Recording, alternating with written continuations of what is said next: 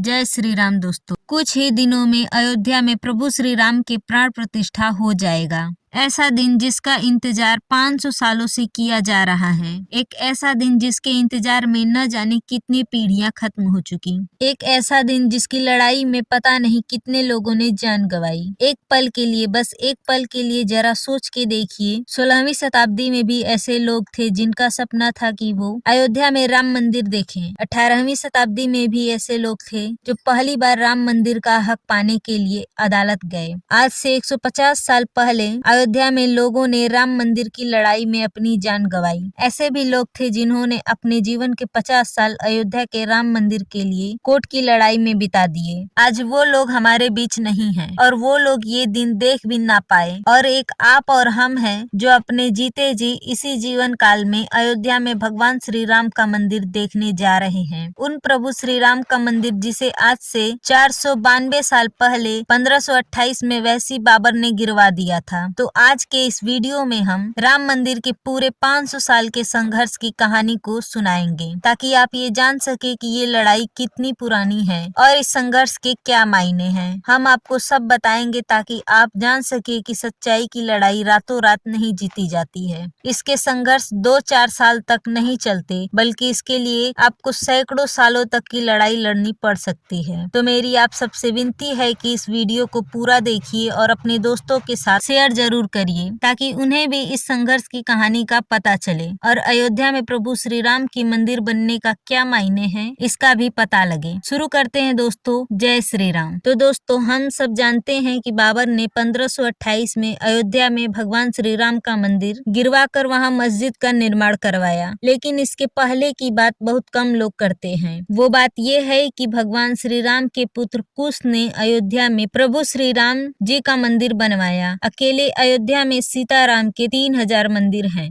कहा जाता है कि 5वीं शताब्दी ईसा पूर्व में इनमें से कई मंदिरों की हालत खराब होने लगी। इसी दौरान उज्जैन के महाराजा विक्रमादित्य अयोध्या आए और उन्होंने यहाँ के कई मंदिरों को फिर से ठीक कराया और आने वाले कई सालों तक ये मंदिर ऐसे ही ठीक ठाक खड़े रहे। फिर 21 अप्रैल 1526 को बाबर और इब्राहिम लोधी के बीच युद्ध हुआ। 1528 तक बाबर की सेना अयोध्या पहुंच जाती है। तभी बाबर के कहने पर उनके सेनापति मीर बाकिर ने उस मंदिर को तोड़वाकर मंदिर की जगह पर मस्जिद बनवा देता है, जिसे बाद में बाबरी मस्जिद के नाम से जाना जाता है। इसके बाद 150 साल बीत जाता है, कोई हलचल नहीं होता है। ये वो दौर था जब भारत में मुगल शासन की जड़ें बहुत ही गहरी थीं। फिर साल 1717 यानी कि बाबरी मस्जिद बनने के लगभग 190 साल बाद जयपुर के राजा जय सिंह कोशिश करते हैं कि मस्जिद और उसके आसपास वाली जगह उनको मिल जाए। वो जानते थे कि हिंदुओं के लिए उस जगह की क्या मायने हैं, क्या आस्था है। जय सिंह के उस वक्त के मुगल शासकों से संबंध भी अच्छे थे, मगर वो ऐसा नहीं कर पाए। मगर मस्जिद के पास ही एक राम चबूतरा बनवा देते हैं ताकि हिंदू वहां पर पूजा कर पाए। यूरोपीय जियोग्राफर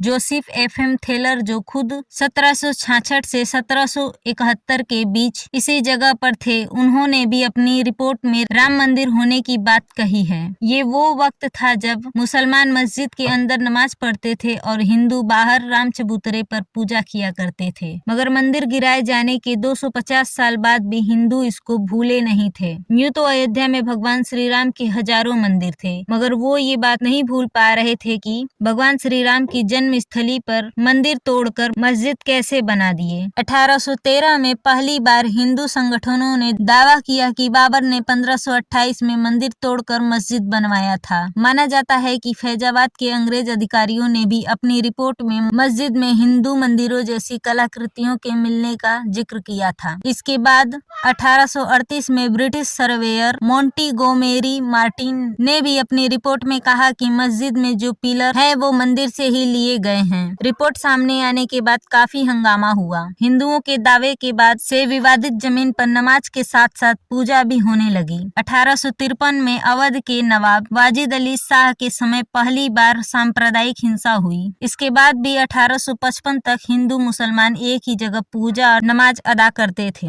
1855 के बाद मुस्लिमों को मस्जिद में प्रवेश करने की इजाजत मिली और हिंदुओं को एंट्री नहीं मिली। ऐसे में हिंदुओं ने मंदिर के मुख्य गुम्बद से 150 फीट दूर बनाए राम चबूतरे पर पूजा अर्चना करना शुरू कर दिए। इसके बाद 1885 में यानी कि आज से लगभग 138 साल पहले ये मामला अदालत पहुंचा। उस वक्त निर्मोही अखाड़े के महंत रघुबर दास ने राम चबूतरे पर छतरी लगाने की अर्जी दी, लेकिन अदालत ने इसे ठुकरा दिया। इसके बाद 1934 में फिर दंगे होते हैं। इस दौरान बाबरी मस्जिद की एक दीवार टूट जाती है, फिर उसे बनवा दिया जाता है, लेकिन वहां नमाज बंद हो जाता है। ये वो दौर था जब भारत पर अंग्रेजों का शासन चल रहा था। फिर 1947 में देश आजाद हो जाता है। उस वक्त मस्जिद सिर्फ शुक्रवार को ही खुलता था और हिंदू राम चबूतरे पर पूजा किया करते थे। देश आजाद होते ही लोग मानने लगे कि अब हमें आजादी मिल गई है तो अब यहाँ राम मंदिर भी बनेगा। लेकिन उस वक्त के कांग्रेस सरकार राम मंदिर को लेकर तनिक भी गंभीर नहीं थी। फिर 23 दिसंबर 1949 की सुबह विवादित जगह के अंदर से घंटियों की आवाज आने लगती है। पता लगता है कि वहाँ श्री राम जी की पूजा हो रही है। हिंदू पक्ष ये दावा करता है कि बीते रात वहाँ अचानक प्रभु श्री राम जी की मूर्ति प्रकट हो गई। मुस्लिम पक्ष कहता है कि मूर्ति को रात के अंधेरे में जबरन रखा गया है। घटना की जानकारी मिलने के बाद भारी संख्या में लोग वहां जुड़ने लगते हैं। मामला इतना बढ़ जाता है कि उस वक्त के प्रधानमंत्री जवाहरलाल नेहरू के पास पहुंच जाता है। वो डिस्ट्रिक्ट मजिस्ट्रेट के नायल को आदेश देते हैं कि मूर्ति वहां से हटाकर पहले जैसे स्थिति बनाई जाए, जिस पर के नायर कहते हैं कि वहां इतनी भीड़ है कि अगर मूर्ति हटाई गई तो स्थिति बेकाबू हो जाएगी। और के नायर सरकार को सलाह देते हैं कि मूर्ति को हटाने के बजाय वहां जालीनुमा गेट लगाया जाए। ये बात जवाहरलाल नेहरू को पसंद आती है और वो ऐसा करने के लिए कहते हैं। इसके बाद 1950 में हिंदू महासभा के वकील गोपाल सिंह विशारद ने फैजाबाद जिला अदालत में अर्जी दाखिल कर रामलला की मूर्ति की पूजा करने का अधिकार की मांग करते हैं। उसके बाद अगले 35 सालों तक हिंदू पक्ष और मुस्लिम पक्ष अपने अपने तरीके से अपने हवाले करने का दावा करते हैं, मगर कुछ नहीं होता है। फिर 1980 में बीजेपी के सामने आने के बाद राम मंदिर के आंदोलन को लेकर चीजें बदलने लगती हैं। ये वो वक्त था जब संघ, विश्व हिंदू परिषद और बीजेपी अपने अपने तरीके से इस आंदोलन को तेज करने में लग जाते हैं। 1984 में दिल्ली के विज्ञान भवन में एक कार्यक्रम करके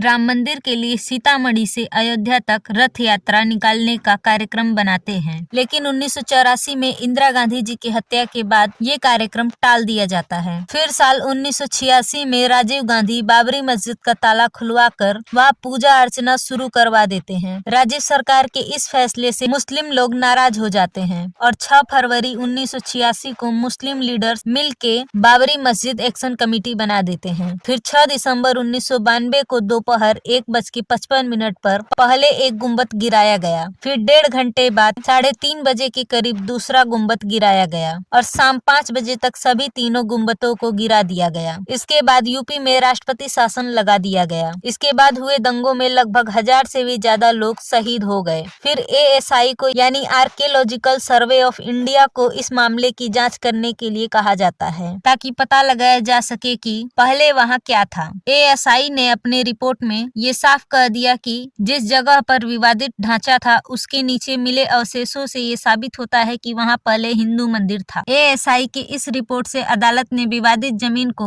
राम जन्मभूमि ट्रस्ट, निर्मोही अखाड़ा और सुन्नी वक्फ बोर्ड में बराबर बांट दिया, लेकिन तीनों पक्ष अदालत के इस फैसले से सहमत नहीं होते हैं। इसके बाद ये मामला सुप्रीम कोर्ट पहुंचता है। वहां भी 7 सालों तक कोई सुनवाई नहीं होती। फिर सुप्रीम कोर्ट मामले से जुड़े सारे दस्तावेजों को अंग्रेजी में ट्रांसलेट करने को कहती है। फिर अगस्त 2019 में मामले से जुड़े सभी पक्षों की सुनवाई पूरी हो जाती है और उसी साल 9 नवंबर 2019 को सुप्रीम कोर्ट ये फैसला सुनाती है कि विवादित जमीन राम जन्मभूमि ट्रस्ट को दे दी जाए। फिर उसके बाद 5 फरवरी 2020 ट्रस्ट का गठन होता है और मंदिर निर्माण का कार्य शुरू होता है और अब 22 जनवरी 2024 को मंदिर में रामलला की प्राण प्रतिष्ठा है। वीडियो से कुछ लाभ हुआ हो तो वीडियो को लाइक जरूर करिए और चैनल को अभी तक सब्सक्राइब नहीं किए हो तो चैनल को सब्सक्राइब कर दीजिए और वीडियो देखने के लिए आपका बहुत बहुत धन्यवाद।